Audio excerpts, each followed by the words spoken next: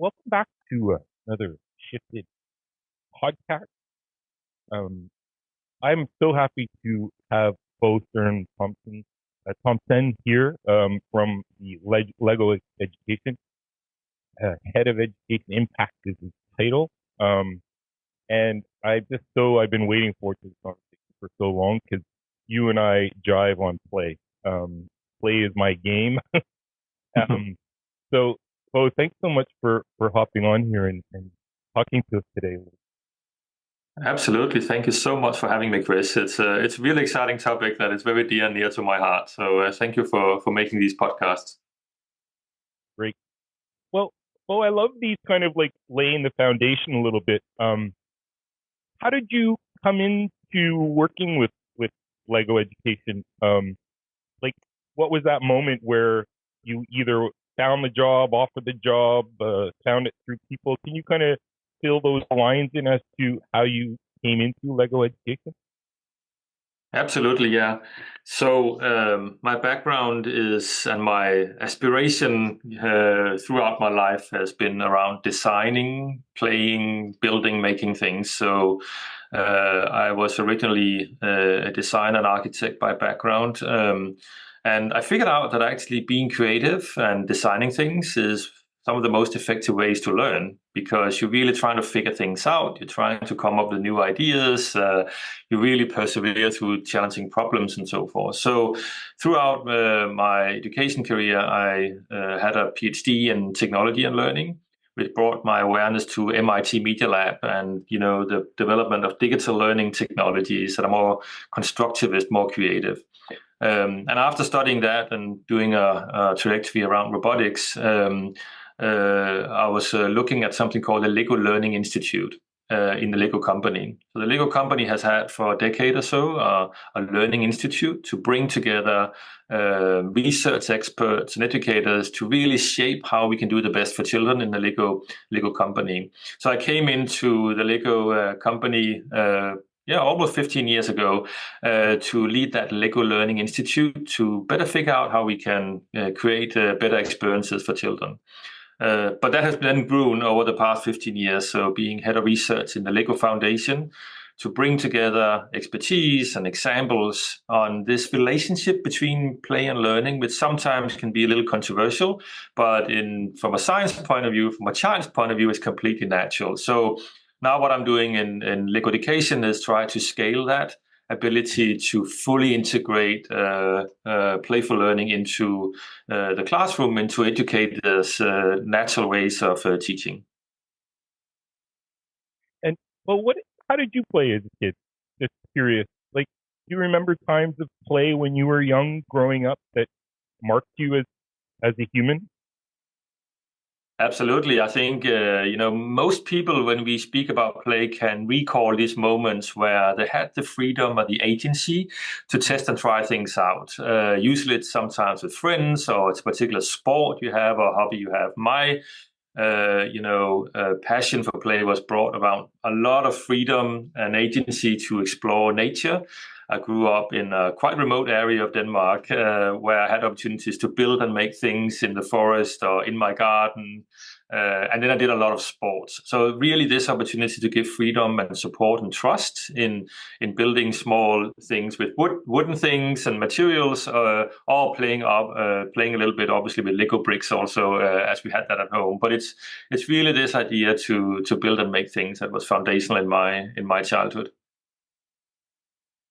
I love to your connections to outdoors as well, because oftentimes when I ask teachers about, can you recall your childhood play, it always connected back to nature somehow. Yeah, yeah. Do you find that has changed um, how kids play nowadays than it did, a couple decades ago? I think the research is pretty clear that the children's domains of play has changed.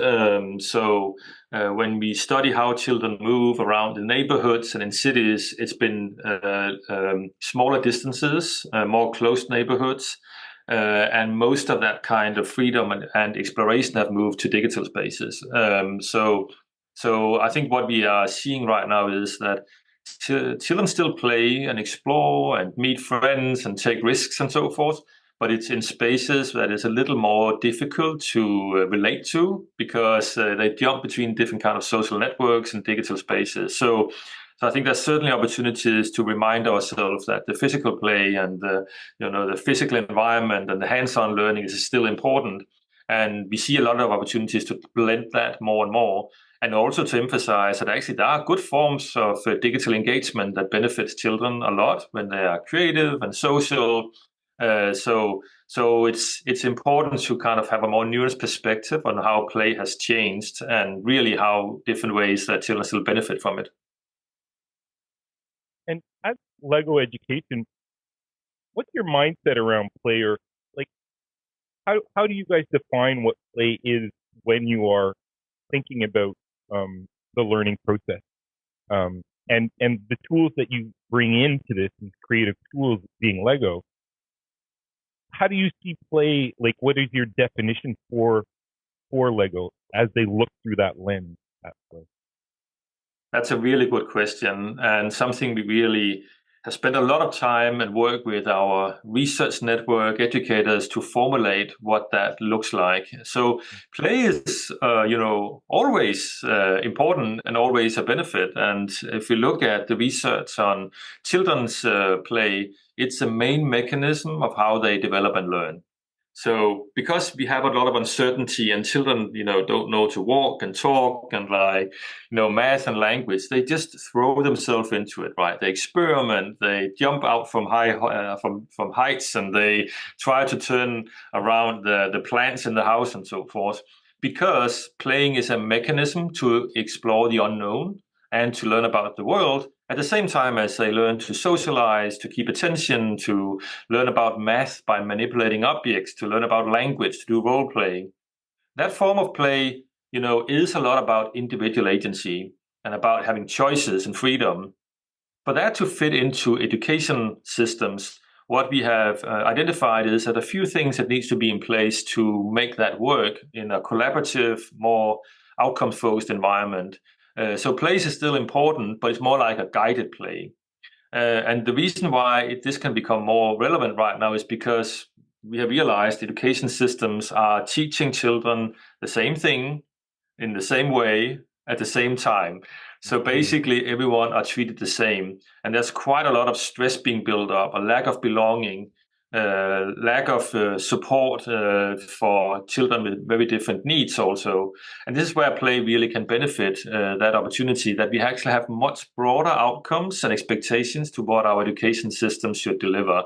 So we need education systems that have like a fundamental, well-being approach that deliver towards the outcomes, in terms of mathematics and language and science and so forth.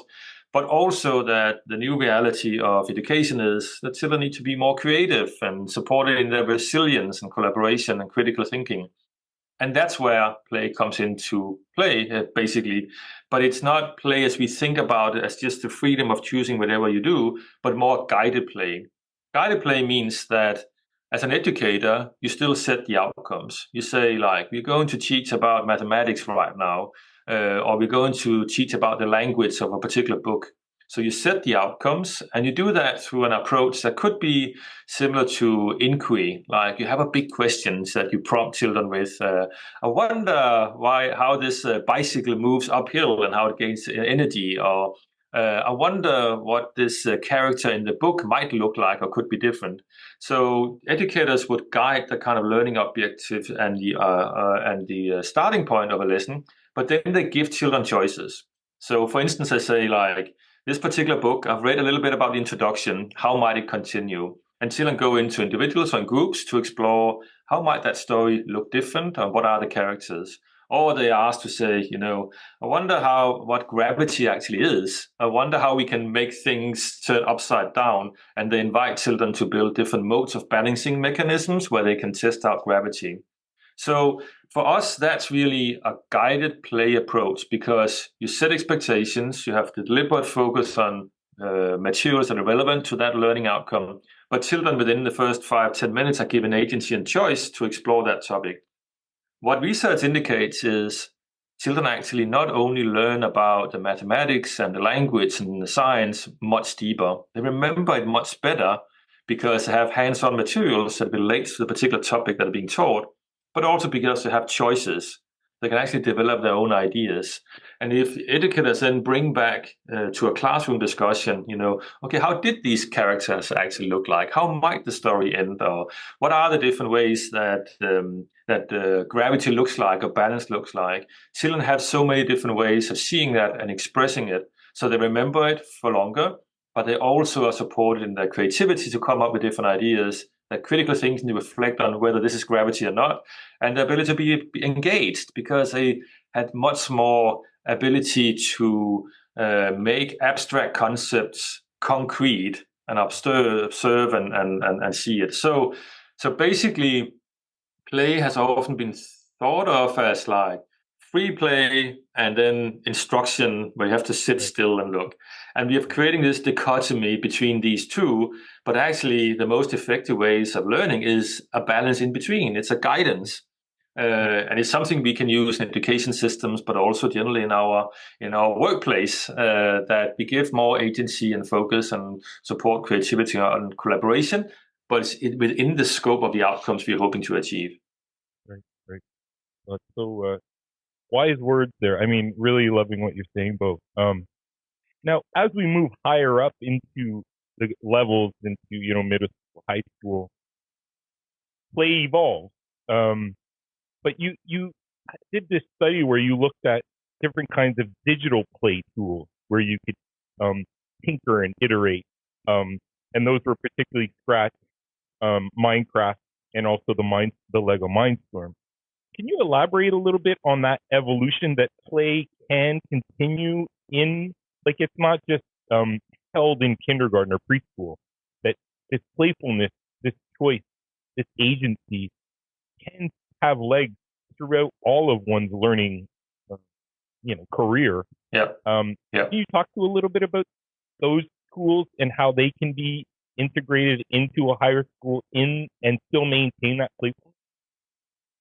Absolutely. And I think that's a very good point. And that's something that we should emphasize much more, that play exists, all across from early childhood into school into adulthood.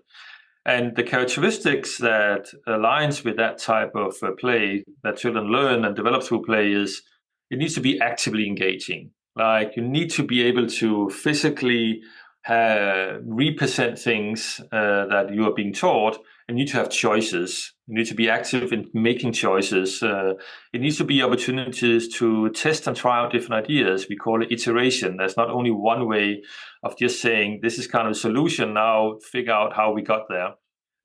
Or it's meaningful. It's something that relates to children's passion and their interest, not just something that is in the curriculum, but how do we relate the curriculum to interest. So there's a few key characteristics about that support for curiosity and like how might we do this.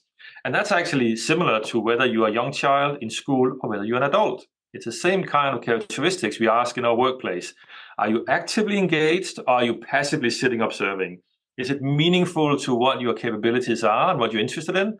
Or is this something you have to do just because, we have to get it done? So these characteristics, are similar all across age groups, but we need to support it with different types of materials. So what the Lego system does as the Lego bricks in the system is, at the young ages, you have Lego Duplo, you have large bricks that you can easily manipulate as a young child. Actually, then you have the Lego system, the smaller bricks that fits on top of the Duplo. And then you have like increasingly more advanced building systems like Technique. You have more advanced use of robot motors and sensors and so forth. So basically, the point is to build a system that is have a low floor. It's easy for people to get started, young children, but a high ceiling, which means that anyone can keep building, creating something more and more complex, keep being challenged, even when you get into higher education or whether you really want to engage in a really difficult challenge as a grown up. That kind of mindset as a creative system that support a child and adult at their level and keeps growing with the person was Gottfried Kirk Christensen's vision, the second generation Lego family member. And it's the same way to think about digital technologies also. So when we looked at these characteristics and said, How does these characteristics of play actually align with educational systems? It actually exists in many different types of approaches, like problem-based learning or project-based learning, where you should build a physical prototype of something, or inquiry, where you explore an idea, or experiential learning, where you go out and find a topic that's interesting or visit a site and so forth. But there hasn't been a lot of ways to scale and systematize it. So then we have now say, well, actually, through guided play, we can provide the right materials for the right learning objective, and then give children opportunities to explore that. And if you do that in the digital world, it is much more like Minecraft or the Scratch community for coding, where you not only have the coding platform or the online platform to build and make things, but you provide that scaffolding to say how we might build the tallest tower and see what would it take when it falls, or how might we create our little own village that you find meaningful to live in, and how would you relate to your neighborhoods. So basically provide these guidance in these open-ended platforms that provides a support for learning objectives. And I see this in the evolution of the Mindstorm into the Spike, where it seems like there was a shift in mindset a little bit um, at Lego. Is that accurate to say, Bo? Was there a conscious decision to kind of keep Spike a little bit more open ended and more manipulation of the parts could be interchanged? And um, is that accurate? It is like the Lego education has been around for 40 years, and Hmm. we started based on the MIT Media Lab's collaboration on, constructionism, children to create ideas that are meaningful and can collaborate on them, and then became Mindstorms, which was based on a book from Seymour Papert, became the first product that explored this kind of open-ended approach to learning. And we have gradually evolved that from Mindstorms towards Spike, that is a Lego education product right now. The key thing that keeps evolving for us is getting closer and closer to this being easier for educators to facilitate in the classrooms and a part of lessons. So not only is it now based on the science of learning, it's a guided play approach. It makes it easy for educators to get started in 5-10 minutes, but they can actually facilitate these types of activities within 45 minutes, 1 hour. And the key things that make that work is they are aligned to standards and learning objectives. So educators can see, if I'm going to teach this kind of concept of gravity, emotion, or force, and so forth, this is actually a physical manipulative I can use. It's then simple for them to use. So there's a presentation they can use, and they get the prompts with questions, and they easily can support students to represent these ideas in groups. And they can, conclude the lesson by children sharing their ideas and experiments and talk about the concepts or principles that are there. So it's relevant, it's simple, and it's inherently child-led in the sense of giving agency and opportunity to explore that. So yeah, I think we have learned that it needs to be open-ended, but it needs to be sufficiently structured in the beginning so educators know they're achieving the outcomes, and it's not chaotic, it's not complex like with traditional creative approaches where you have to bring different types of crayons and Play-Doh together and hope for the best. But it allows them to build towards the objective, take it apart and pack it onto the shelves again. And like, what advice do you give teachers to get going with it? Because you kind of touched on something that until a teacher feels um, comfortable with, you know, whatever they're bringing in, tactile, where it's more open ended and less structured, it kind of gets teachers get anxious a bit. Um, when you are bringing in Lego with content connections, what kinds of tips do you give to teachers to kind of get their mindset around that I don't have to be in charge of it all. I can offload some of this stuff and the kids are still learning. Because oftentimes I think teachers think, oh, it's just an extra thing I have to do or I don't have time for that.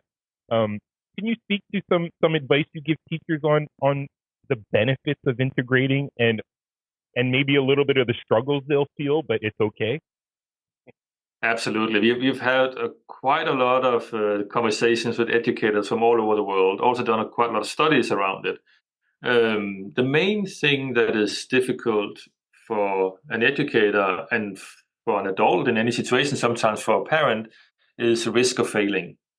Like, teachers want to see their children succeed. They want to see engagement. They want to know that they are scaffolding the child to be more and more competent in any of the topics they do. And they are usually afraid of new approaches where it's more difficult for them to get familiar with these approaches when they have been taught in a different way. So the first thing is to acknowledge that they actually need to take risks and experiment with the materials. So giving opportunities for them to go hands-on and try materials, and they realize that actually this approach to understanding mathematics or science is actually more effective because children would be able to articulate this better, these notions and concepts and so forth, when they get it hands-on. But they need to try it themselves. So our teacher professional development workshop starts very hands-on and reflections around that kind of fear of failure. The way that it's scaffolded is around giving teachers confidence that you're achieving the learning outcomes. So you are actually teaching towards the standards and outcomes and objectives. You can literally see it among the children much more practically, but you can see that demonstrating force and gravity or articulating a language of a book and so forth. So you actually have a better, almost like a real-time assessment in the classroom compared to children sitting passively.